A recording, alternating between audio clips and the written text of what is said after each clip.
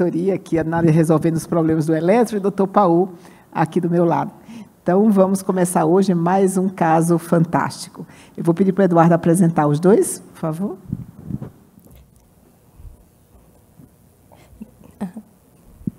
Estamos hoje com mais um caso. A doutora Bianca vai apresentar o caso e o doutor Bruno, a seguir, vai fazer uma breve revisão sobre o tema. Bom dia a todos. Eu sou Bianca, sou R1 aqui do Dante e vou começar apresentando o caso. Então, esse paciente teve como primeira consulta em 2020. É um paciente do sexo masculino, 58 anos. De antecedentes pessoais, tinha uma dislipidemia, uma hipertensão diagnosticada. E de antecedentes familiares, uma história familiar positiva para morte súbita. O pai dele faleceu aos 45 anos. Esse paciente trouxe como história antecedentes de 2 EAMs prévios, um primeiro em 2008 e 2019, realizou cateterismo sem histórico de angioplastia ou de cirurgia de revascularização, e desde então ele vai apresentando dor torácica atípica, intermitente, associada à dispneia. Ele negava outras queixas. No exame físico, na ausculta cardiopulmonar sem alterações, o AMPA em frequência também sem grandes alterações, sem sinais de edema ou congestão pulmonar. Os medicamentos em uso, ele estava usando AS, isosorbida, atenolol, anlodipino, atorvastatina 80 mg com ezetimiba de 10 e sertralina 50 mg. Bianca, só um instante, eu já enviei o eletro. Marinela, o que você acha desse caso, Marinela? Tudo para ser doença coronária?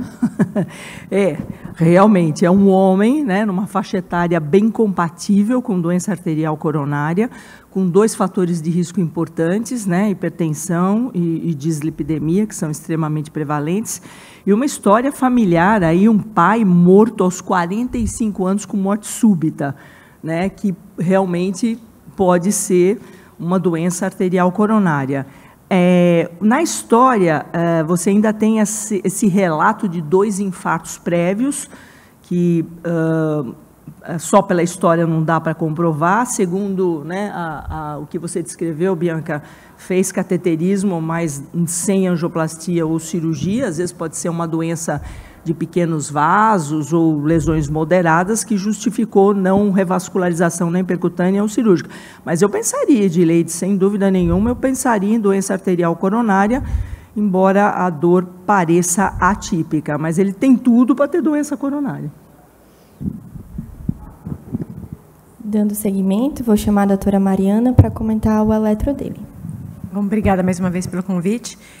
Acho que a doutora Marinela já falou tudo, né? Acho que esse paciente tem idade compatível, com história compatível, com história familiar compatível, e tem uma dor que, apesar de atípica, tem que pensar em doença arterial coronariana.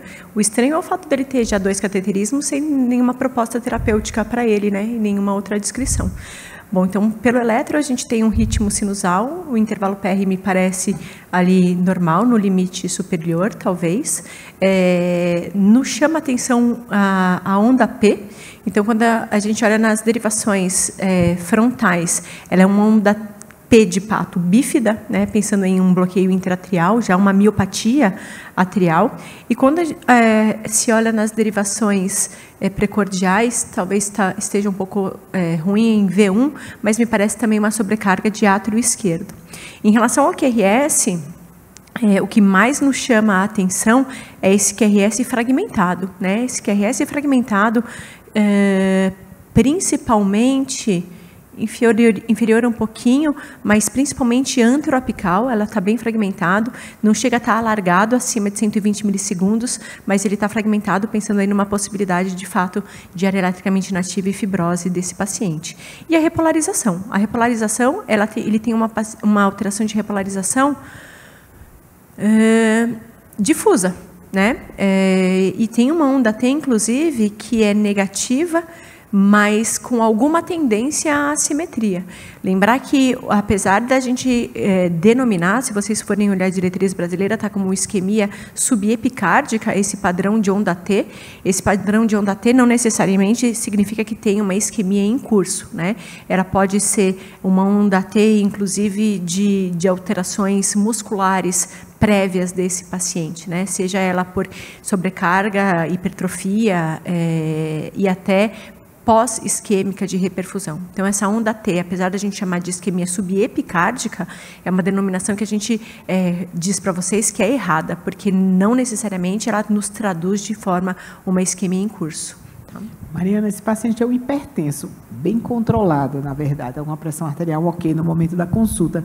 Essa sobrecarga, você acha compatível com essa situação? Ele tem sobrecarga de átrio esquerdo e pensando em home Hilt, ele pontua 3 pontos de sobrecarga de átrio esquerdo por Morris e seria Strain. Strain pontuaria mais 3 pontos e aí seria um home Hilt positivo para sobrecarga de VE. Os outros critérios, como Sokolov-Lyon, ele não tem, Peguero-Lopresti ele também não tem, então talvez uma sugestiva de sobrecarga de VE. Pode ser pela hipertensão? Até pode. Se ele poderia... se ele tem alguma outra coisa que, inclusive, a doutora Marina ela falou, alguma doença de microcirculação, inclusive, que dando essa alteração de repolarização, também poderia. Né? Então, acho que esse paciente tem, sim, uma sugestiva tem QRS fragmentado, tem átrio, miopatia atrial, com bloqueio intratrial, tem um QRS fragmentado, pensando em uma doença muscular também, de ventrículo, tem uma alteração de repolarização, que diante de um contexto sempre de dor torácica, sempre fica em dúvida essa repolarização, mas que ela pode ser secundária, sim, a alguma patologia miocárdica, esse paciente. Dando seguimento, o paciente realizou radiografia de tórax, a gente não vê uma cardiomegalia, não vê sinais de congestão. E os exames laboratoriais, não tem anemia, não tem diabetes, uma função renal, um Clearyson-Malkin 60, um LDL de 85, foram realizadas sorologias todas negativas. E agora eu vou chamar a doutora Wendy para comentar o eco. Olá, boa tarde, pessoal. Vamos lá, esse aqui foi um exame, aparentemente um eco externo, realizado em 2020. Não lembro da superfície corpórea do paciente, mas 36 de raiz de aorta já poderia ser considerado um aumento discreto. O átrio esquerdo em 36 ainda pode ser considerado um átrio esquerdo com um diâmetro anteroposterior normal, contudo, a gente valoriza muito mais o volume indexado para a superfície corpórea, porque se esse paciente tiver uma superfície corpórea pequena, esse 36 já poderia dar aumento. Chama a atenção que ele tem um septo de 20 milímetros com uma parede inferolateral de 8. Aí, a gente já teria que pensar em duas coisas. Primeiro, uma diferença por erro de medida, que 12 milímetros eu acho improvável. E segundo, que seja um aumento da espessura de forma assimétrica. A gente estima a assimetria no aumento da espessura quando a relação entre o septo e a parede inferolateral é maior que 1,3, tá? Aí, nitidamente, se a gente divide esse 20 por esses 8 milímetros, vai dar muito mais do que 1,3. Com um diâmetro de cavidade em diástole normal, um índice de massa, vocês vão ver que nos laudos aparece a massa miocárdica e a massa miocárdica indexada. A gente valoriza a massa miocárdica indexada. Por quê? Porque essa massa pode ser aumentada porque o paciente é grande. Mas se você corrige pela superfície corpórea e der para masculino mais de 115 gramas por metro quadrado de superfície corpórea, já a gente considera que esse paciente tem aumento da massa miocárdica. Então, por essas medidas, a gente daria que esse paciente tem um aumento da massa miocárdica de forma assimétrica. Aí a gente pensa em algumas possibilidades, né? Porque quando você pensa que o aumento da massa é simétrico, ou tem alguma condição de carga que está afetando o ventrículo inteiro, hipertensão, estenose valvar aórtica, o mesmo coração de atleta, ou doenças infiltrativas ou de depósito, que podem atingir o miocárdio inteiro, ou quando o paciente tem um aumento da espessura assimétrico, já a gente vai direcionado para as formas mais frequentes de miocardiopatia hipertrófica na nossa população, que eu sempre falo para os residentes, graças a Deus, a gente tem uma forma predominante entre todas as variantes anatômicas que pode ter um paciente miocardiopata hipertrófico. Então, quando a gente vê aumento de massa com essa assimetria, a gente pensa em paciente com miocardiopatia hipertrófica septal assimétrica. Fração de ejeção preservada, contudo, a gente sabe que ele não fala função normal, por quê? Porque essas fibras, se fosse um miocardiopata hipertrófico, tem sim um prejuízo na contratilidade dessas fibras, mesmo com fração de ejeção preservada, e o strain, que eu sempre falo que é a nossa espada de tondeira, que é normal acima de 18%, é o grau de deformidade longitudinal dessas fibras, que fala a favor de que, apesar de ter uma fração de ejeção preservada, que depende da abertura e do fechamento em sentido circunferencial, a deformidade longitudinal desse subendocárdio está alterado. Nos parâmetros descritivos, eles deram um espessamento assimétrico das paredes UVE com predomínio septal, com aquele maior diâmetro, e o exame foi feito com detalhe. Por quê? Quando a gente já vê que tem um aumento da massa miocárdica de forma assimétrica, o primeiro que a gente procura é se tem ou não gradiente sistólico significativo, porque esse aumento da espessura parietal, conforme o ventrículo vai fechando, a gente chama que de forma dinâmica, pode causar uma obstrução que piora durante a sístole ventricular. Seja pelo espessamento mesmo da parede, que obstrui a via de saída do VE, porque a via de saída do VE está logo ali do lado do septo interventricular, ou seja, por presença de movimento sistólico anterior da válvula mitral.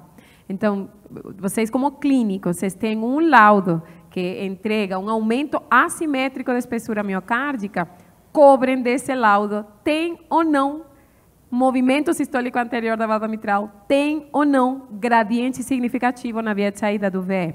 Até porque o gradiente poderia justificar os sintomas desse paciente.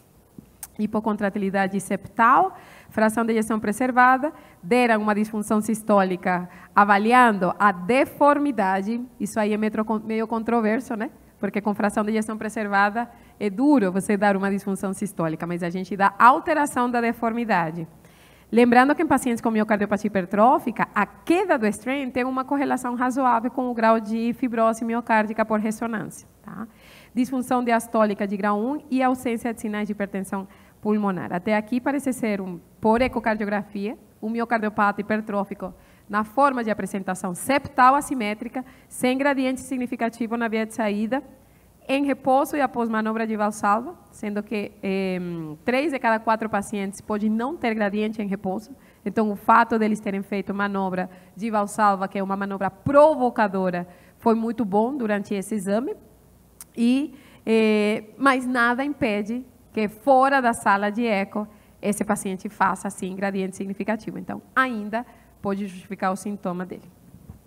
Com certeza, mas a gente sempre tem correlacionado a nossa disfunção sistólica à fração de ejeção. Na fração de ejeção, abaixo de 50, isso é por diretriz, abaixo de 50, você considera uma disfunção sistólica moderada e abaixo de 40 grave.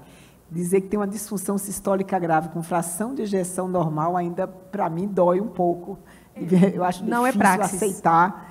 Mas eu tenho visto muito se falar, não, o paciente tem a disfunção sistólica quando o strain é muito mais resolutivo para avaliar o início da disfunção sistólica, né? Mas eu acho que isso vai demorar um tempo para a gente cair nesse, para a gente aceitar, para a gente aceitar que a disfunção sistólica pode ser avaliada pelo strain não, e mesmo com fração de ejeção normal, né? Doutor Wendy, eu ia até perguntar, tudo bem que são coisas diferentes, mas na prática, assim, geralmente quando o paciente tem um strain muito alterado, que nem esse daí grave, a maioria dos casos, assim, ele acaba vindo com fração de ejeção alterada, né? Não necessariamente, não necessariamente, porque você pode ter, por quê? Porque a gente tem dentro do ventrículo mecanismos que a gente chama mecanismos compensatórios. A fração de ejeção, ela não reduz as custas exclusivamente do encurtamento longitudinal. Ela tem as fibras circunferenciais. O strain avalia apenas o encurtamento longitudinal, o strain global longitudinal, que é documentado nos laudos.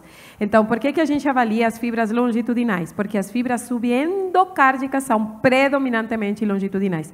Então, você pode ter um strain baixo, mesmo com fração de ejeção normal. Por quê? Porque a fração de ejeção vai ver a variação volumétrica em sentido transverso e radial. Todo hipertrófico tem alteração do strain. A gente vê isso.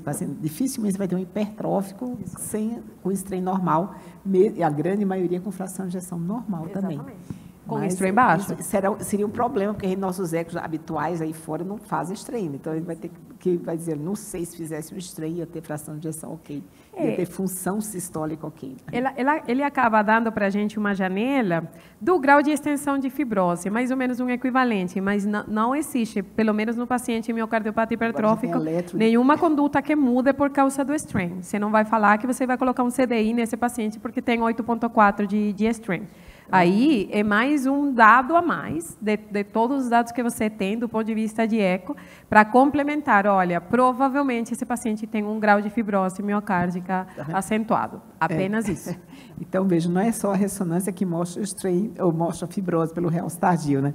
O eletro com QRS fragmentado, a Mariana nos fala isso, que segundo ela tem fibrose nesse paciente. E o strain mostrando fibrose também. A gente colocou em gramas, né? Então, essa quantificação é irrelevante por enquanto. O Paulo que se vire agora para achar fibrose, né, Wendy? Agora, se ele não achar fibrose, vai ser interessante. Vamos lá. Então, com base em tudo que nós discutimos, qual seria o próximo exame a ser realizado nesse momento? Cateterismo cardíaco? Cintilografia do miocárdio? Ressonância? Ou angiotomo de coronárias? Vitor Ferro, o que você faria?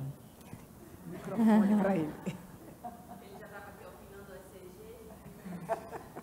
Depois a Lorena. Lorena, então, falou também. Falou. Você, Lorena. Ressonância.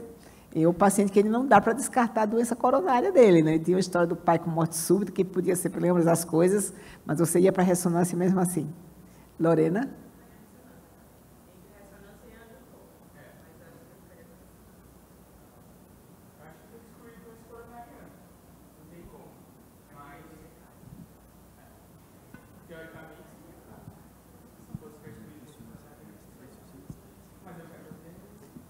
Mas, Vitor, e a sua ressonância seria normal, com estresse farmacológico ou não? E por quê? O Paulo está querendo me perguntar, me manda de intérprete. Acho que nesse caso podia unir a ressonância com o estresse para já avaliar o componente isquêmico associado, né? Você poderia avaliar os dois componentes do RNA. Mas a gente está te ouvindo. Vê se está desligado. Então, você pediria com estresse farmacológico. Samira, quer comentar? Não vou perguntar para o Eurico, eu tenho certeza que ele ia dizer o que é cintilografia. Na verdade, a ressonância com estresse, ela já junta uma cintilografia junto, então acho que a gente poderia fazer 2 em 1. Não tenho dúvida que a ressonância é importante, é uma hipertrófica, tem esse antecedente coronariano, mas você vê que duas abordagens, 2 infartos sem nenhuma abordagem, provavelmente coronárias normais. Então, eu ficaria com a ressonância magnética com estresse, realmente. É um exame que a gente esquece de pedir, né, Paulo? É interessante sempre acertarem no pedido aquela informação, porque se você não solicitar, não vai ser realizado. Você tem que documentar o motivo e aí a gente faz, senão você perde informações que, às vezes, o seu paciente precisa, né? Quer comentar a cintilo? Eu gostaria muito. Gente, eu acho que a gente está num nível de discussão muito alto, né? Onde o confronto de métodos é sempre uma coisa importante, né? Eu vou fazer a ressonância, não vou fazer um outro exame, ou vice-versa. A gente tem que partir do princípio que, mesmo a hipótese de hipertrófico, esse paciente tem mais de 50% dos pacientes hipertróficos têm pressão alta, mais de 50% dos pacientes hipertróficos têm dor torácica. Eu vi um eco, pelo que o Andy falou, super bem realizado. Eu vi o paciente entrando no pronto-socorro ou sendo avaliado com 2 hipóteses de síndrome coronária aguda e nenhuma intervenção. Por que não fazer uma avaliação funcional desse paciente em um método não invasivo, com pouca capacidade de complicação, e um radiofármaco não tem nenhuma alteração com função renal? Então, vocês podem fazer uma cintilografia de perfusão miocárdica, ter na mão uma variável funcional, tanto se for doença arterial coronária, quanto se for hipertrófica. Lembrem-se, cintilografia de perfusão miocárdica a gente usa muito para DAC aqui, mas não vê somente DAC, vê qualquer tipo de discrepância entre a oferta e o consumo. Então, mesmo se for um paciente com DAC mais hipertrófica, mas a DAC não estiver descompensada e a hipertrófica dá motivos para a isquemia, quais sejam aumento da pressão intraventricular, alteração do pH, isso tudo a gente consegue ver isquemia não associado a DAC. Então, a gente consegue dizer assim, olha, esse seu paciente aqui, ele talvez não tenha intervenção na coronária para fazer, mas ele tem isquemia. E tem um trabalho que mostra que alterações, obviamente, estou extrapolando, tá? Esse trabalho foi feito com PET-CT de perfusão. Então, tem um trabalho que mostra que alterações perfusionais, qualquer alteração perfusional em paciente com miocardiopatia hipertrófica, seja ela isquêmica ou uma hipopersistente, tem uma mortalidade igual a um DAC de alto risco. Então, por que a gente agora não avalia dor torácica em um paciente de alto risco de um método funcional, não invasivo, que não vai dar nenhuma reação e que a gente está muito acostumado a lidar com esse paciente aqui no Dante? E um paciente com antecedente de coronária, né, com uma suspeita. Então, eu acho que seria uma etapa importante, pelo menos didaticamente. A perfusão pode ser feita na ressonância também, né? É isso que eu ia lhe perguntar, mas a gente pode avaliar com um exame só, né, que é a ressonância, que vai avaliar alterações estruturais, que se tem isquemia ou não. Eu acho que avaliar a isquemia, eu acho que é fundamental aqui. Sim. Até para diferenciar uma NOCA de uma INOCA, né, saber se tem isquemia realmente como causa da dor. Mas eu sempre advogo, né, obviamente, o meu método, que é o meu métier, né, minha zona de conforto, mas sabendo que a gente pode avaliar. Eu acho que a avaliação da cintilografia, a avaliação perfusional, a gente consegue ver juntar mais itens, sabe? Não sei o que o Paulo acha, talvez a gente tenha que fazer uma... Achar que a ressonância é melhor. Eu tenho certeza que antes de um especialista em imagem cardiovascular, ele é um bom clínico. Então, acho que rolaria um sentido aí na investigação, na minha opinião, sim. Casos prévios já. Eu só queria perguntar para você, Ri, como é que você diferencia uma hipoperfusão transitória, por exemplo, de uma DAC, que vai respeitar um território, da isquemia, que todos nós sabemos que você vai ter na cardiomiopatia hipertrófica por, né, uma fisiopatologia que depois a gente vai comentar. Como é que você consegue diferenciar uma coisa da outra? Essa é uma pergunta, eu acho que é mais difícil de responder. Talvez eu não consiga. Talvez eu consiga dizer o território envolvido. E isso sim. Porque o que a gente vê é o que está alteração no território. Obviamente, tem padrões que sugerem mais DAC, tem padrões que sugerem outras cardiomiopatias. Então, mas a diferenciação é realmente a interseção entre os métodos. Por exemplo, se esse paciente aí, ele deve ter esses dois cateterismos disponíveis, talvez. Se ele tivesse uma isquemia fora dessa região, na cintilografia, possivelmente, essa isquemia seria relacionada à miocardiopatia hipertrófica, a não ser que ele tenha um azar de ter uma lesão no cateterismo septal, por exemplo, uma lesão na DA. Aí realmente vai ficar difícil. A gente vai ter que olhar para a anatomia para dizer assim, é revascularizável ou não, e aí a gente vai ter que ficar na interseção entre DAC e miocardiopatia hipertrófica para conduzir, tá? Mas em relação a essa união de territórios, é realmente a interseção de métodos mesmo. Não tem outra forma, na minha opinião. Só queria acrescentar, eu concordo 100% com o Henri. Realmente, nessa situação, a gente tem a junção de várias patologias juntas, um comemorativo de hipertrófico, que já causa pode ou não causar uma doença de microcirculação associada, com DAC. A gente precisa da mão de métodos que consigam responder ou não nessa dúvida. Então, uma palavra muito famosa, que é muito abordada nos congressos, é a multimodalidade. Então, você junta a avaliação anatômica e tem uma correlação com prova funcional, e não só isso. A Wendy levantou um ponto muito importante, que a questão do gradiente não foi afastada a 100%, que é um dos sintomas. Então, eu pergunto para a doutora Edileide, a senhora acha interessante um ecoestresse, um eco com prova física, para avaliar tanto o gradiente e a alteração funcional? Alteração funcional, eu acho que não vai avaliar, ser muito físico, bom, né? Já que ele já parte com eletro alterado, né, com aparelho lateral ruim, mas eu acho que para avaliar gradiente, sim. A gente sabe que Valsalva deve ser feito em todo exame, mas ela subestima o gradiente. Se o paciente persistir sem ser sintomático e com gradiente baixo ou zero com Valsalva, a gente tem que fazer o esforço físico, porque a gente já viu acontecer gradientes muito altos, acima até de 200, em pacientes que tinham zero com Valsalva, ou seja, não descarta, como o Andy falou, temos que fazer para avaliar a gradiente. Agora, funcionalmente, para isquemia, eu deixo com você. Isso. Posso fazer só uma intervenção? Eu ri, tá bom. E foi, inclusive, anterior ao que a senhora falou agora. Eu gostei muito da colocação do PAU, é uma coisa que eu defendo muito, a multimodalidade. Quando os residentes passam lá no Dante, eu falo, gente, vocês vão ter que aprender a interseção da medicina nuclear com outros métodos. Esquece esse negócio de dizer que medicina nuclear é sempre superior, isso não existe. Uma coisa que eu acho legal é que a gente pode fazer a prova funcional, né, no teste ergométrico para cintilografia, coisa que a gente não pode fazer na ressonância. Seria limitado ao dipiridamol. Né? Isso é uma coisa muito importante para ficar claro aqui. Aí vocês vão perguntar, podia dar artefato? Sempre pode dar artefato, a gente vai ter que ver caso a caso, né? E lembrar que, eu ri, mas esse paciente tem contraindicação a fazer teste ergométrico, como é que a gente vai manusear isso aí? Aí você tem que ver que você liberaria esse paciente para fazer exercício físico, por exemplo? Liberaria. Se ele está liberado para fazer exercício físico, ele está liberado para ser estressado no teste ergométrico. O raciocínio é esse. Porque, inclusive, eu vou querer saber como é que ele rende no teste ergométrico, para eu saber se ele faz alguma alteração eletrocardiográfica ou sintoma. Olha, o paciente fez um sintoma de dor torácica com a frequência cardíaca de 135. Então, vou programar a atividade física para ele com a frequência cardíaca 10% ou 10 batimentos menos que isso. Então, isso aí, indubitavelmente, eu acho que a medicina nuclear conseguiria dar uma ajudinha aí. Ele poderia fazer um teste ergométrico antes de fazer a injeção, né?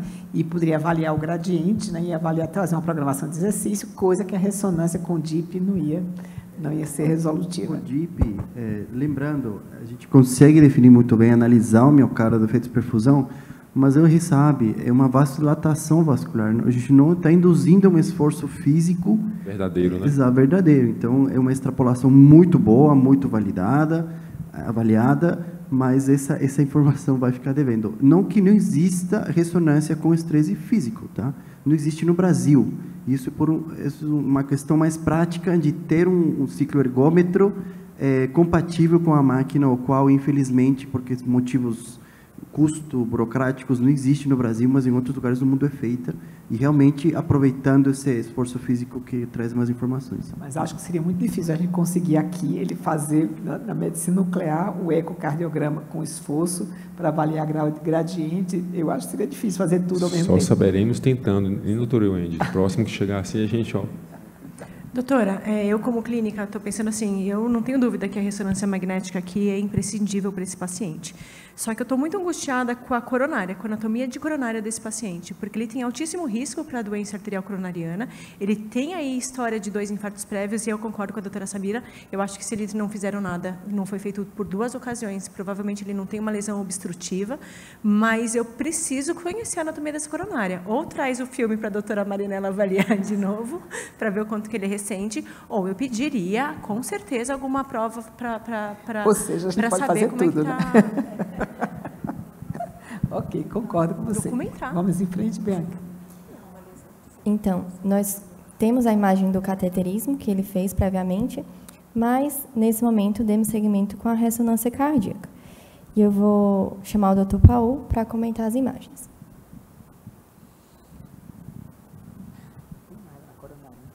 Tem lesão. Bom, a gente já deu uma prévia, né? Sempre eu fiz a questão de vocês entenderem muito bem a questão de prova isquêmica na ressonância, que tem que ser feita quando solicitada, a menos que tenha contraindicações, que quem deve saber não é só quem que vai fazer, sino quem vai solicitar, certo? Esse exame aqui que eu vou mostrar para vocês não foi feito o estresse farmacológico, então a resposta de isquemia relacionada ao certo território, embora a gente não consiga ver agora, não vai ser respondida, tá? Que informações a ressonância pode trazer para vocês? Avaliação diagnóstica, avaliação de informações prognósticas com a presença de realce tardio, disfunção sistólica, aneurisma apical, e informações do ponto de vista clínico que possam justificar o sintoma, menos isquemia, tá? Então, imagens de eixo longo, esse em 4 câmeras, que vocês já estão acostumados, eu sempre falo, 4 coloco do lado esquerdo, Cine 3 do lado direito. Essas imagens são muito importantes, porque permitem justamente vocês caracterizarem a maior espessura. Vocês veem que realmente pega o septo inteiro, certo? Ele não está restrito à porção basal. Quando vocês comparam a maior espessura aqui do 22 para a ressonância, evidentemente uma forma assimétrica, e interessantemente adotando esse formato que a gente está vendo aqui. No Cine 3, é muito importante avaliar o que o Andy falou, esse jato de aceleração de fluxo que pode ou não aparecer aqui nessas imagens, lembrando que é uma questão muito dinâmica, vai depender não só do aumento da espessura, vocês veem que mesmo tendo uma espessura de 22, aqui a gente não vê um gradiente, porque é uma questão dinâmica. Então, esse detalhe tem que ser importante, lembrando que essa ressonância magnética não foi feita com valsalva. Então, não porque vocês no laudo de ressonância não olhem que não tem obstrução na via de saída, não é que não tenha, sino que ao método em repouso não foi visualizado, certo? Então, vejam aqui interessantemente, parece inclusive que tem umas criptas que fazem parte também dessas características morfológicas de um paciente com cardiomiopatia hipertrófica.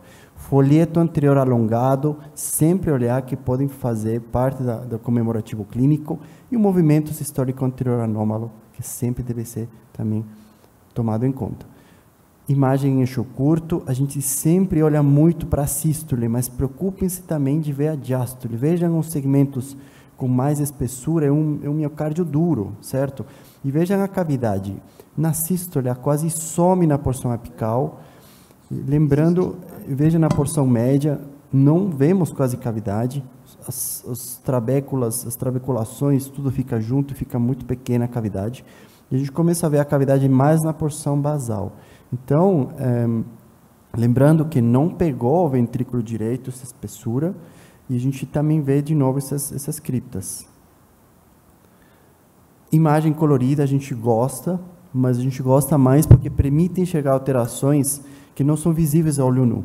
Jatos de aceleração costumam ser visualizados com mais facilidade, mas lembrando que a gente não consegue quantificar esse jato de aceleração de fluxo, não porque a gente não queira, sino porque simplesmente o maior jato tem que ser feito à medida especificamente e programação direcionada para isso.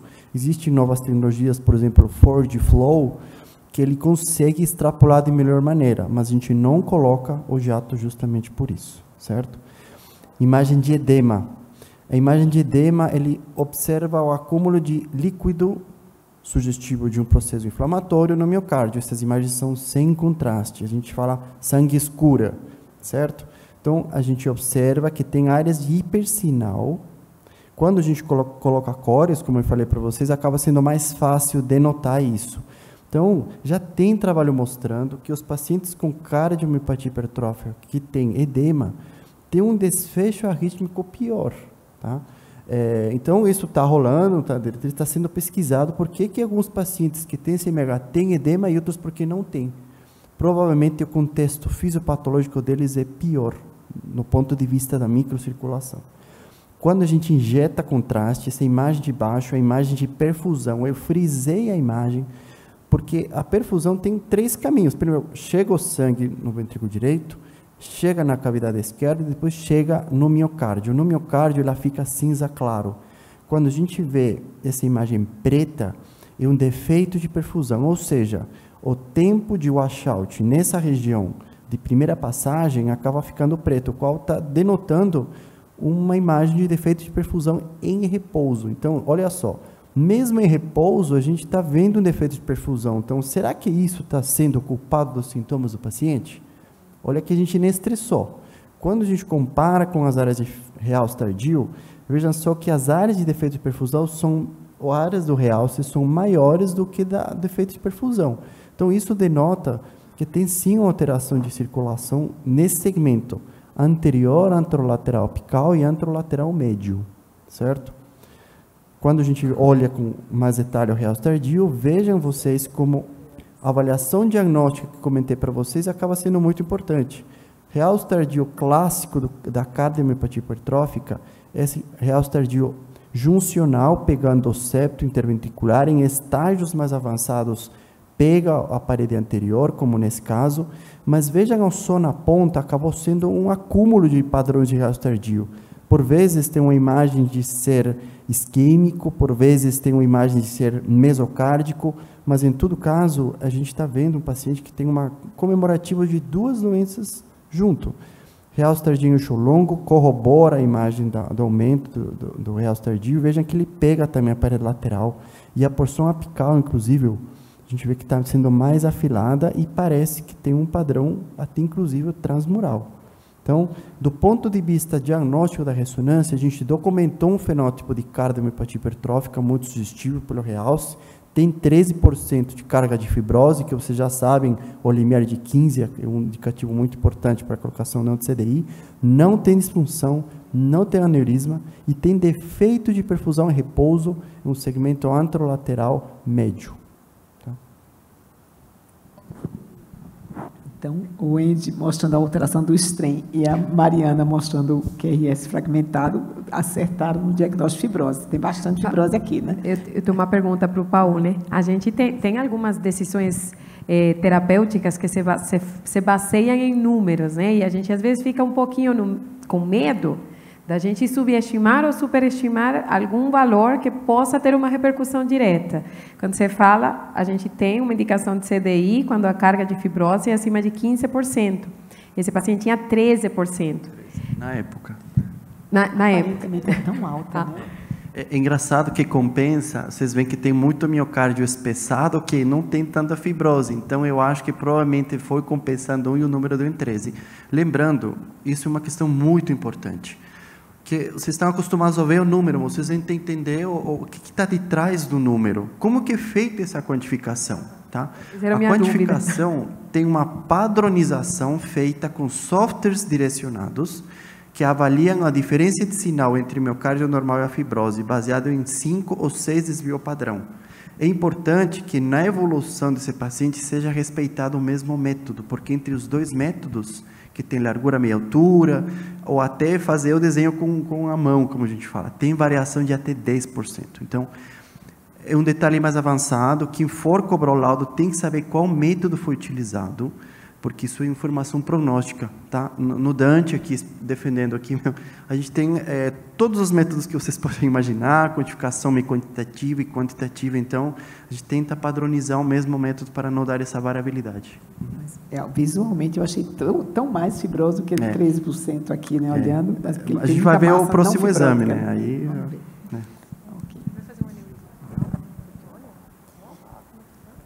Então, com os exames que nós trouxemos, qual a causa da dor torácica do paciente? Desproporção fibrovaso da cardiomiopatia hipertrófica? Doença arterial coronariana? Ambas as alternativas ou outra causa? E agora? A Ioná quer comentar? Eu votaria na C, ambas as causas. Que a gente vê no ambulatório assim, com muita frequência, né, a associação da doença coronária com a cardiomiopatia hipertrófica, até pela própria prevalência, né, da doença arterial coronariana na população. Agora, o que a gente observa é que, assim, que o paciente hipertrófico ele tolera menos quando ele tem também a doença coronária obstrutiva associada, porque ele já tem uma isquemia de desproporção fibrovaso, né, e quando ele tem isso piorado, né, por uma doença obstrutiva, ele acaba ficando mais sintomático. Então, às vezes, algumas lesões que em um paciente que não fosse hipertrófico nós esperaríamos um pouco mais, a gente tem optado pela intervenção por conta disso. Eu acho que o próximo passo seria uma avaliação anatômica, né, da doença coronária, apesar dos 2 cateterismos feitos, que a gente não tem a informação. Concordo totalmente, Ioná. Eu queria comentar a questão da dor atípica. Eu acho bem estranho. Muitas vezes a gente via o paciente com miocárdio hipertrófica, dor em repouso, dor esforço, dor emocional. E a gente, nossa, será que isso aqui é verdade? E a gente via que quando ele operava, tirava o gradiente, a dor passava, essa dor atípica, né? E nesse caso a gente viu isquemia em repouso, então não era esperado o paciente com DAC ter dor em repouso. Mas o mais estranho é que pegou aquela isquemia na parede lateral e não no septo, onde tem maior hipertrofia. Está tudo esquisito aqui, né? Tudo estranho. Vamos lá, parece que tem alguma coisa além da hipertrófica mesmo. Então, nós conseguimos as imagens do cateterismo externo, realizado em 2019, e eu vou chamar a doutora Marinella. Que vai dizer a verdade que está na ponta do catéter. Ela ia falar isso, eu já... Não vou falar só para te provocar. Bom, esse é um CAT de fora, né? Então, aqui nós temos, é um CAT provavelmente realizado por via radial. Nós temos aqui a injeção na nossa coronária direita. A coronária direita é um vaso dominante, ela dá o ramo descendente posterior. Aqui na imagem parada, a gente já vê que esse paciente tem uma ateromatose, né? Que eu diria que de grau moderado nessa primeira projeção, que é uma oblíqua anterior esquerda. Nitidamente, olha a diferença entre a porção proximal e a porção mais distal dessa coronária, que tem calibres, né, mais normais, e o grau de ateromatose que você tem aqui no terço médio. Vamos ver se tem outra projeção. Tem outra projeção, ele não fez a AP cranial, mas ele já partiu para a coronária direita em oblíqua direita. E aqui a gente pode observar o mesmo aspecto, né? Todos vocês aí já passaram pela hemodinâmica, né? E eu sempre pergunto, você gostaria de ter essa coronária? E a maioria fala, não gostaria de ter essa coronária. Por quê? Porque ela tem uma ateromatose moderada aqui no terço médio, tem um baita de um ramo agudo marginal e o ramo descendente posterior, caracterizando a dominância desse vaso. E a gente vê na imagem em movimento que essa coronária direita é gigantesca, né? Ela vira a ponta ao contrário, né? Inferoapical, ela vai em direção um pouco à parede anteroapical também. É bem grande essa coronária direita. Bom, aqui, esse é o CAT de fora, né? Bom, na primeira injeção já chama atenção uma coisa ruim, né? A tronco da coronária esquerda, né? A gente sempre fala para vocês, DA, CX, não. Olha o tronco primeiro. O tronco primeiro já é altamente suspeito, né? E nós temos aqui alguma lesão bem na bifurcação. Artéria descendente anterior, vem aqui para a ponta, essa é uma oblíqua direita, digamos assim, que pode ser uma panorâmica, circunflexa aparentemente não tem nada grave. Lá para cima não dá para ver muito bem o ramo diagonal, eu estou meio encafifada porque o Paul falou que tem alguma isquemia lateral, então vamos olhar esse vaso aí com mais detalhe. Oblíqua anterior direita cranial, a gente vê muito bem a artéria descendente anterior, aparentemente sem lesão nenhuma. Estou vendo aqui na parte dinâmica para ver se tem ponte miocárdica. Aparentemente não tem ponte miocárdica. E a gente sempre fica na dúvida não tem ainda uma projeção para dizer esse tronco da coronária esquerda que tem alguma lesão. E tem aí um ramo diagonal que tem alguma obstrução. Eu fiquei aqui um pouco na dúvida, me parece aí uma obstrução moderada, aí, daria aí uns 60% nesse ramo diagonal.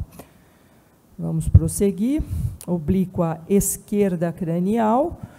Na oblíqua esquerda cranial, a gente vai ver melhor a artéria descendente anterior. O tronco continua não sendo visível para a gente sabe que tem lesão, mas não consegue quantificar.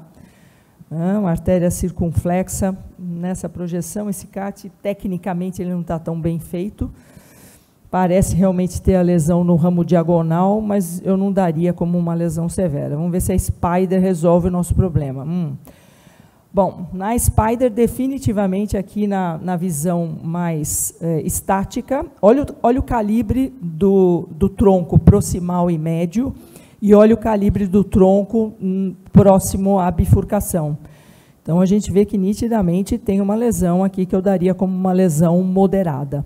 Tá? A circunflexa está aqui parece um grande ramo diagonal, o primeiro ramo diagonal, e aí tem o segundo ramo diagonal, que é aquele que a gente ficou mais na dúvida. A Spider não é tão boa depois que passa a porção proximal, porque aí os vasos ficam mais encurtados e às vezes você pode definir uma lesão como mais grave, sendo que ela não é. Então, é melhor olhar o tronco na Spider e as porções proximais das suas artérias, tanto a DA quanto a circunflexa. Mas o tronco incomoda. E, finalmente, a ventriculografia, catéter de Pigtail, oblíqua oblíqua direita. Parece uma função, essa ventriculografia tecnicamente também não está bem feita, parece que faltou um pouco de contraste, mas parece que a função ventricular desse paciente é boa. Talvez aqui alguma coisinha assim muito tênue, apical, mas assim, é um ventrículo normal e parece até que é hipertrófico, né? Porque ele aperta bem o catéter e o contraste sai bem rapidinho. Então, para resumir, uma lesão moderada no terço médio da coronária direita, dominante. A descendente anterior, eu não vi lesão grave nenhuma. O ramo diagonal, eu daria uma lesão bem moderada. E o que está me preocupando um pouco é o tronco da coronária esquerda na sua porção mais distal, bem na bifurcação com a DA e a CX. Daria aí uma lesão aí de 50% no tronco. Marinela, antes de você terminar, o Paulo acha que essas imagens que a gente está vendo mais embaixo são retenção de contraste aí intrabéculas. Você também acha? Eu acho que embaixo do ventrículo, ali no músculo, olha só. Aqui? Sim. Não, porque eu não poderia te afirmar com certeza, porque essa ventriculografia tecnicamente não está tão boa. Eu acho que faltou contraste para a gente ver. Aqui, você diz, na porção ínfero-basal? É isso? Pontinhos mais escuros. Eu não me atentaria com isso, porque eu acho que, tecnicamente, isso aqui não está bem feito, não. Não valorizaria isso aí. Tá. Posso te perguntar uma coisa? Doutora Marina, eu tinha uma dúvida. Imaginando que estivesse na sala e tivesse alguns recursos e tudo, você ponderaria mais para ver melhor essa lesão do tronco com método anatômico ou uma prova fisiológica, tendo em conta que um paciente com CMH? Né? Tá. Uma pergunta espetacular. Com certeza, eu acho que tem que esclarecer esse tronco da coronária esquerda, né? Qualquer lesão borderline em tronco, você tem que investigar. O que as guidelines recomendam são os métodos de imagem, tá? Então, ultrassom intracoronário e tomografia de coerência óptica. O ultrassom é muito mais disponível. A tomografia de coerência óptica tem muitas vantagens, mas também tem desvantagens. E reserva de fluxo fracionada é um problema aqui, eu vou dizer. Não, as pessoas acham que fazer FFR em tronco não é confiável. Isso não é verdade, tá? Então, a gente pode fazer reserva de fluxo fracionada em lesão de tronco de coronária esquerda. O único problema, entre aspas, é que geralmente a lesão de tronco não vem sozinha, né? O tronco, às vezes, não é uma lesão isolada. Então, às vezes, você tem lesão na DA e na CX. E aí, você tem que aprimorar a sua técnica de reserva de fluxo fracionada. Por quê? Porque o tronco é a porção mais proximal. E se você tiver as lesões mais distais, o que é a reserva de fluxo fracionada? É uma medida de gradiente de pressão que infere o fluxo coronário. Tá? E aí você, né, tem a adenosina, que vai fazer a vasodilatação máxima, e aí pressão é igual a fluxo, mas isso é uma inferência, não é reserva de fluxo coronário, que é uma coisa muito mais precisa. Reserva de fluxo fracionado é uma inferência por gradiente de pressão. Então, quando você pesquisa uma lesão, você coloca o catéter, né, além da lesão que você quer pesquisar. E aí você vai fazendo o recuo, que a gente fala que é o pullback, né? E aí você vai vendo, né, os gradientes de pressão nesse pullback. Então, se você tem lesões além do tronco, você vai ter que ir medindo esses gradientes. E isso pode amortecer, eventualmente, a repercussão da lesão de tronco. Então, muitas vezes, quando a gente está lá na hemodinâmica, fala, é melhor não fazer reserva de fluxo, porque está cheio de lesão em tudo quanto é lado. Não, você pode fazer, só que a sua interpretação vai ser um pouco mais difícil. E, às vezes, o que você precisa fazer? Tratar as lesões que estão além do tronco, para depois você medir o gradiente de pressão. Então, assim, não, a lesão da DA é legal para tratar, ok, eu trato. A lesão da CX é legal para tratar, ok, eu trato, eu ponho stents. Só que depois você vai ter que fazer o recuo, depois do implante dos stents, e ver o que sobrou no tronco. E aí você vai se haver, talvez, com uma lesão de tronco que é fisiologicamente significativa. Então, você tem que estar preparado para tratar o tronco da coronária esquerda também. Agora, na cardiomiopatia hipertrófica, a reserva de fluxo fracionada não é validada. Por quê? Posso me estender só um pouquinho? Tá, eu só vou falar um negócio. A reserva de fluxo fracionada Na cardiomiopatia hipertrófica tem um problema, que é o que eles chamam de blunted hiperemia, ou seja, a hiperemia vai estar mascarada ou atenuada. Então, quando você lança a mão da reserva de fluxo fracionada, seja com adenosina ou sem adenosina, você está procurando vasodilatação máxima. Só que a cardiomiopatia hipertrófica, o camarada já está em isquemia. Então, as coronárias dele já estão adaptadas para estarem vasodilatadas, porque ele tem uma isquemia ongoing isquemia, né? Ele tem isquemia independente da doença coronária, né? Então, a reserva de fluxo fracionado ela pode ser falsamente negativa num paciente hipertrófico sem que ele tenha, mesmo tendo a doença coronária DAC clássica, porque a reserva de fluxo pode estar falseada pela isquemia, hiperemia atenuada. Por quê? Ele já está em vasodilatação máxima, ele tem remodelamento dessas arteríolas, ele tem fibrose dessas arteríolas, ele tem menos capilares, ele tem compressão dessas arteríolas, ele tem fibrose, tudo isso vai deixar a sua reserva de fluxo fracionada altamente alterada e não confiável. Vamos então, lá, Bianca. Um método de imagem. Tá bom, vamos lá. Que a gente e o que fazer nesse momento? Tratamento clínico? Angioplastia? Cirurgia de revascularização? Ou terapia de redução septal? Bom, eu votaria aqui para ser mais rápida. Eu acho que a gente deveria tratar essa lesão independente de tudo, porque é um paciente que já tem uma isquemia crônica e qualquer coisa de redução de fornecimento aí de sangue para esse coração vai ser complexo. Mas não é fácil, não é uma tarefa fácil de resolver. Para a gente não perder muito tempo, vamos de frente, Bianca? Esse paciente seguiu em tratamento clínico na época do cateterismo e ele teve uma evolução. Ele progrediu com a dor torácica, agora opressiva, contínua, com piora aos esforços e limitante. Então, teve piora dessa dor e foi optada por reestudo com novos exames. Repetiu a ressonância cardíaca, eu vou chamar o doutor Praul para comentar.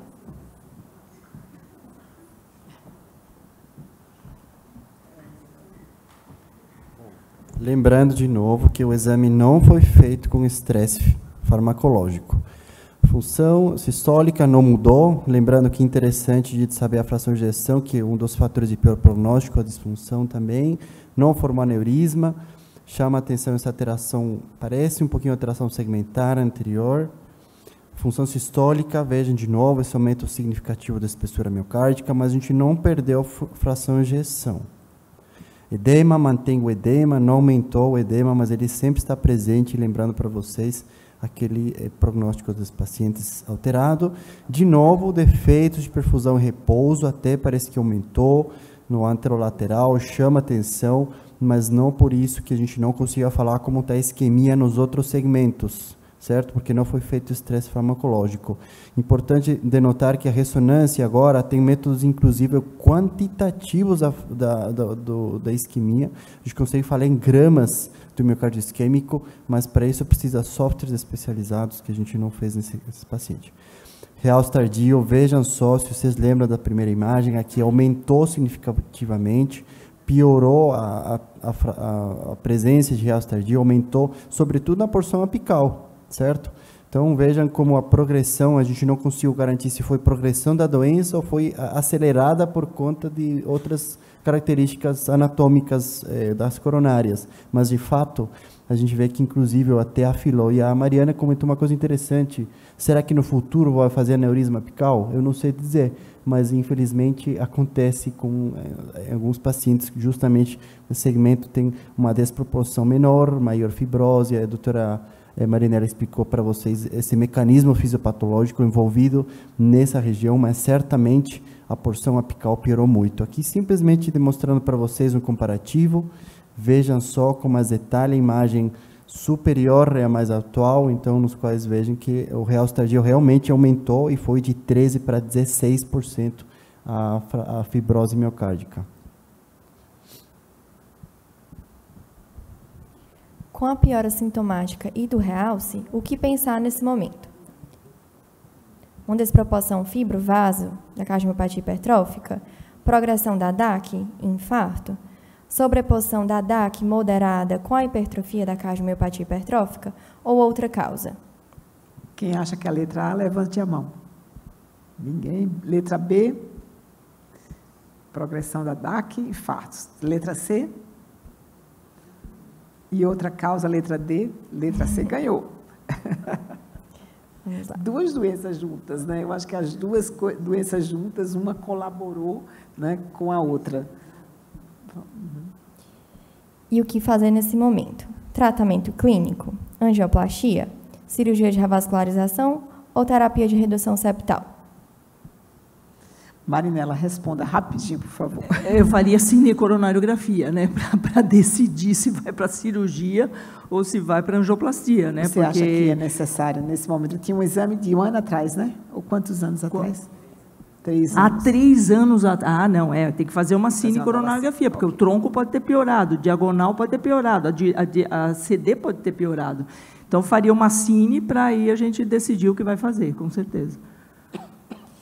Nós vamos mostrar o CAT posteriormente, mas primeiro, esse paciente repetiu o eco, esse eco de 2022. Vou chamar a doutora Wendy para comentar.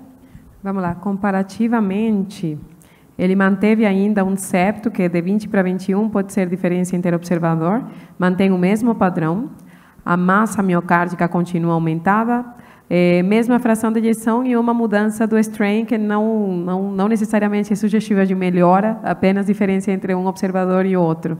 E esse operador, o médico que fez o exame, laudou da mesma forma, com aumento assimétrico da espessura das paredes, com predomínio septal, sem gradiente significativo em via de saída do ventrículo esquerdo em repouso ou após manobra de valsalva, disfunção diastólica da mesma forma e ausência de valvopatias ou hipertensão pulmonar que pudesse também explicar alguma parte do sintoma. Apenas para lembrar, né, que o exame em repouso, mesmo com valsalva, não necessariamente exclui a possibilidade, mas como tinha dado a opção também de redução septal, eu acho que com 2 exames consecutivos, eu acho que a hipótese de tudo aquilo lá ser por causa de sintomas obstrutivos já é um pouco menos provável.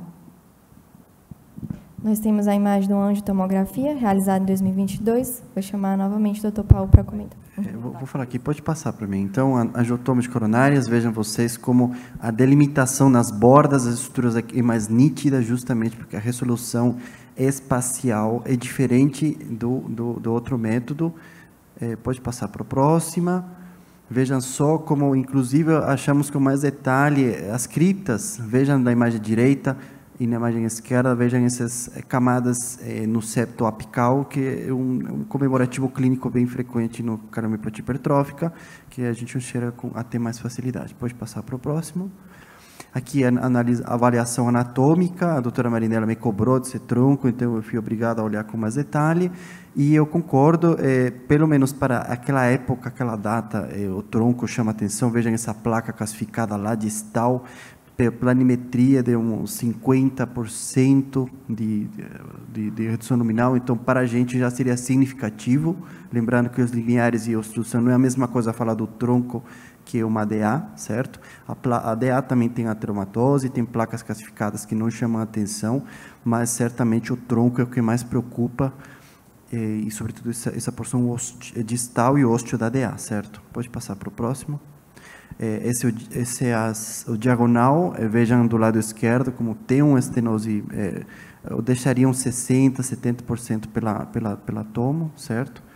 Pode passar para o próximo. Essa é a circunflexa, a gente não achou lesões significativas, tem DAC, tem placas, mas nada que chame a atenção. Por último, a coronária direita, pode passar para o próximo, que a gente achou também uma lesão moderada, veja lá no terço médio proximal para médio, uma classificação inclusive chega a ser quase circunferencial, e vejam só do lado direito no 3D como é uma artéria bastante doente, tem placas espalhadas ao longo do trajeto, mas o que mais chama a atenção do ponto de vista anatômico pela tomo, essa lesão do tronco envolvendo o ósteo da DA, a diagonal, não sei se seja passível de tratamento, mas eu acho que não progrediu tanto, e a direita também com uma lesão moderada. Nós repetimos o cateterismo 2022 e vou chamar a doutora Marinela para comentar.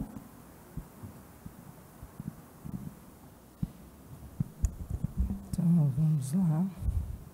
Então, essa cine foi feita 3 anos depois. Como vocês podem ver, né? Bom, a técnica aqui é a diferença, essa cine acho que é nossa, né? Então, o vaso está mais dilatado, para mim, essa lesão continua sendo bem moderada no terço médio da coronária direita, daria aí até uns 40%. Na próxima projeção, uma AP cranial, a gente vê bem o descendente posterior, indo lá para a ponta do coração, continua com uma lesão moderada, eu acho que essa lesão não piorou em relação ao CAT prévio, daria uns 40%, 50%, vocês sabem que essa é uma avaliação mais subjetiva. Aqui na coronária esquerda, aqui sim, né? De novo agora, de novo o tronco, parece que isso aqui piorou, né? Comparativamente ao exame, e parece ter uma lesão bem no ósseo da artéria circunflexa também, tá? Descendente anterior está para cá, circunflexa em si não tem lesões mais graves, mas o tronco parece grave, acometendo aí o ósseo da artéria circunflexa. Na próxima projeção, olha lá, né? A lesão da porção distal do tronco da coronária esquerda. Nessa projeção ela fica um pouco, digamos, escondida. A artéria descendente anterior continua sem lesão importante. E aqui a sensação que eu tenho é que o ramo diagonal deu uma piorada, né? Agora parece ser uma lesão mais grave, né? O ramo diagonal parece ter progredido aí. Nosso foco aqui, olha lá, a lesão de tronco, realmente ela incomoda demais. A descendente anterior não tem nada.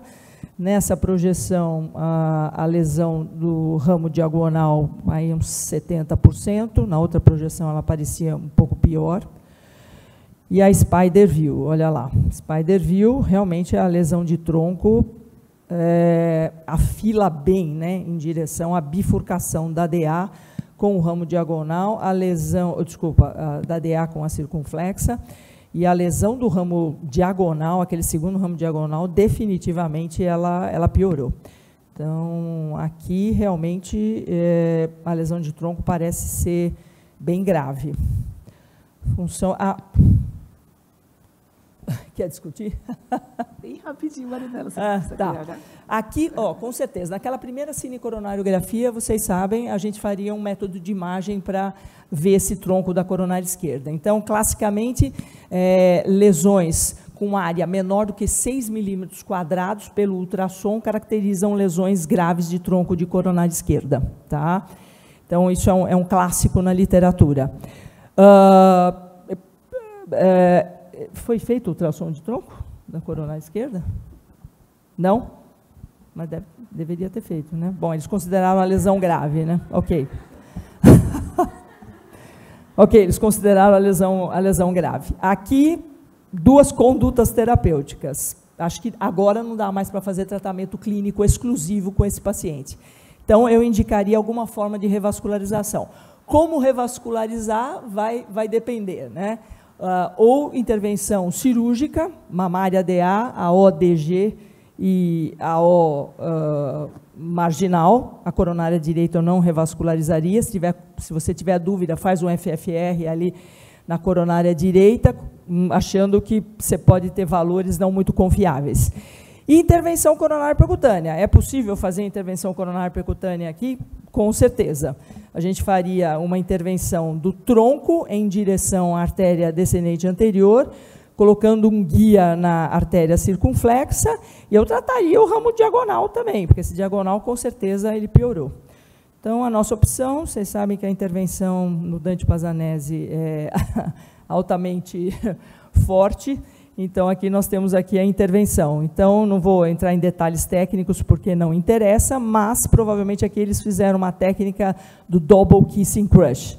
Então, vocês veem aí um stent no diagonal e já um stent longo indo do tronco em direção à artéria descendente anterior. Primeiro, você libera o stent do diagonal e depois você vai liberar o stent do tronco em direção à artéria descendente anterior e vai fazer todos os passos, né, de um double kissing crush, tirando guia, colocando guia. Isso não interessa, porque isso aqui não é uma reunião técnica do serviço de cardiologia invasiva.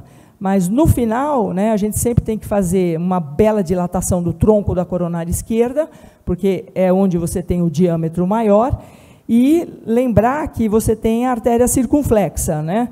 artéria circunflexa, ela vai ficar no meio do estente do tronco para DA, né? O que a gente chama de técnica do cross-circ. Então, você cruza a artéria circunflexa, põe o estente do tronco para a artéria descendente anterior, e, às vezes, você pinça mais o ósteo da artéria circunflexa. Então, por conta disso, você introduz um guia e faz só uma dilatação com um balãozinho, né, que a gente chama de provisional. Você não quer colocar um estente na circunflexa, a não ser que vai acontecer algum desastre, e termina com o kissing balloon, tronco para DA, tronco para CX, e libera o ósteo da artéria circunflexa. E aqui o resultado, sensacional, hein? Olha lá, tronco da coronária esquerda, descendente anterior, a artéria diagonal, vamos ver na projeção, na Spider View, realmente ficou bastante bom, né? Ó, o ramo diagonal tratado, o tronco está tratado e a circunflexa com uma mínima lesão ali no ósteo, e eu acho que ele encerrou o procedimento aqui. Mas esse paciente poderia ser submetido à cirurgia de revascularização miocárdica, com certeza. Como eu digo para os residentes, indicação classe 111 AAA.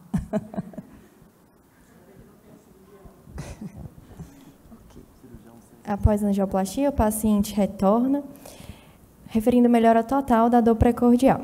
E agora eu vou chamar o Dr. Bruno para comentar um pouquinho. Você consegue mostrar só metade dos seus slides, que estamos avançados na hora.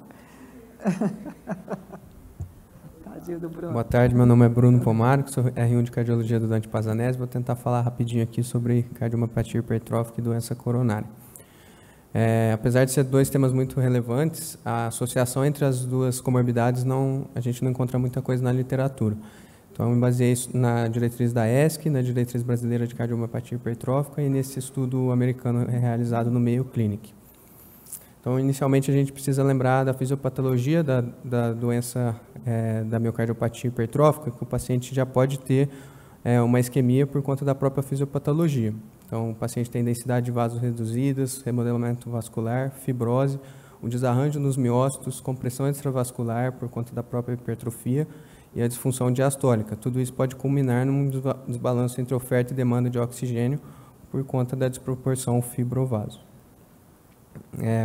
Esse estudo da Mayo Clinic, a gente tem que sempre lembrar que o paciente com cardiomiopatia hipertrófica não está isento de ter doença coronariana associada. Então, esse estudo da Mayo Clinic avaliou o prognóstico de pacientes com a associação entre as duas comorbidades. A gente sabe que 20% a 25% dos pacientes com cardiomiopatia hipertrófica têm DAC significativo. E aí, no estudo, foi demonstrado que pacientes com DAC significativa morrem mais por morte súbita, morte cardiológica ou por mortalidade em geral.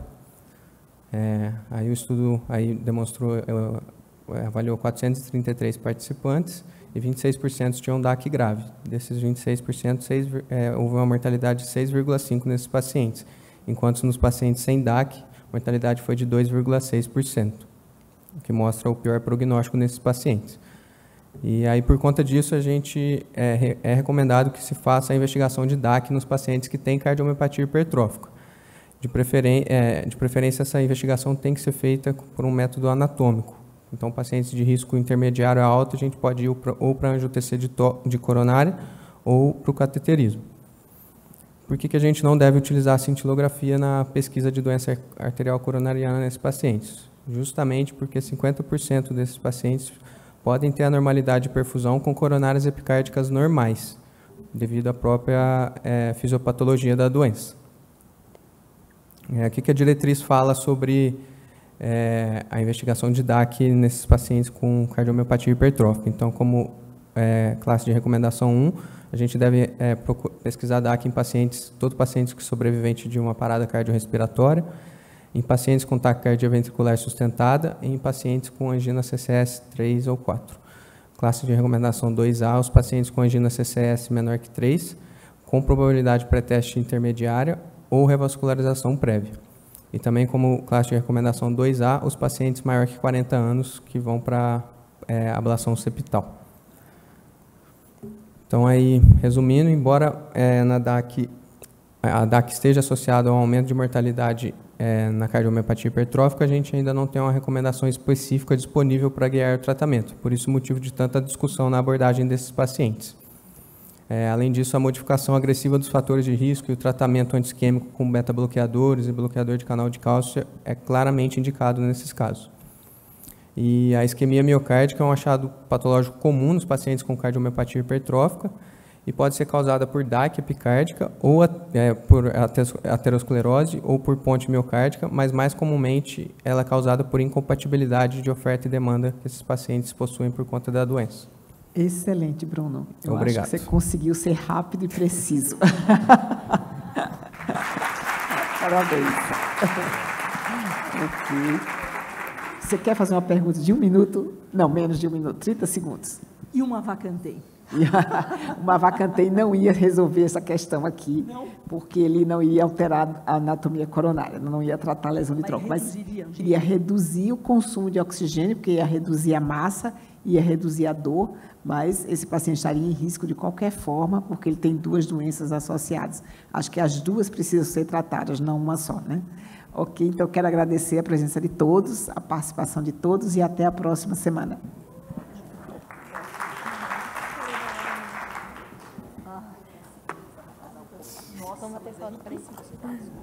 Obrigada. Vou bater uma foto. Nossa, o caso deu bastante discussão também. Nossa, o Elvi ficou bravo com esse slide, ó. Vai conversar com ele. Ele falou pra mim no meio da apresentação, lascou. Quando falou por que, já saiu. Por que não fazer sentido? Eu olhei para ele e ele fez assim, ó.